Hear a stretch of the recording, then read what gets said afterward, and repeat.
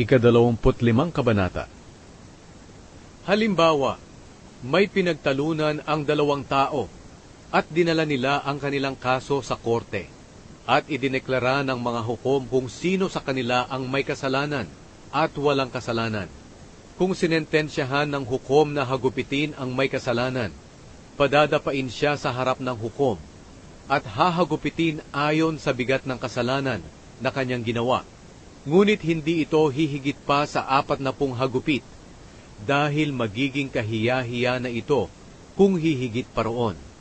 Huwag ninyong bubusalan ng baka habang gumigiit pa ito. Kung may dalawang magkapatid na lalaking naninirahan sa iisang bayan at namatay ang isa sa kanila nang hindi nagkaanak, hindi makapag-aasawa ang babae ng iba, maliban lang sa pamilya ng kanyang asawa. Ang kapatid ng kanyang asawa ang dapat na maging asawa niya. Tungkulin niya ito sa kanyang hipag.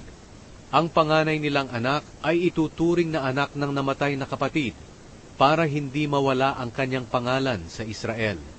Pero kung ayaw mapangasawa ng kapatid ng namatay ang byuda, pupunta ang byuda sa mga tagapamahala roon sa pintuan ng bayan at sasabihin, "Hindi pumayag ang aking bayaw na bigyan ng lahi ang kanyang kapatid sa Israel. Ayaw niyang tuparin ang kanyang tungkulin sa akin bilang hipag." At ipapatawag siya ng mga tagapamahala ng bayan at makikipag-usap sila sa kanya. Kung talagang ayaw pa rin niyang pakasalan ng byuda, lalapitan siya ng byuda sa harap ng mga tagapamahala at kukunin niya ang sandalyas ng kanyang hipag at duduraan niya sa mukha at sasabihin, "Ganyan ang gagawin sa lalaking hindi pumapayag na bigyan ng lahi ang kanyang kapatid na namatay." Ang pamilya ng taong ito ay tatawagin sa Israel na pamilya ng taong kinuhanan ng sandalyas. Kung may dalawang lalaking nag-aaway at lumapit ang asawa ng isa para tumulong sa kanyang asawa sa pamamagitan ng pagdakot sa ari ng kalaban, kailangang putulin ang kamay ng babae ng walang awa. Huwag kayong mandaraya sa inyong pagtimbang at pagtakal.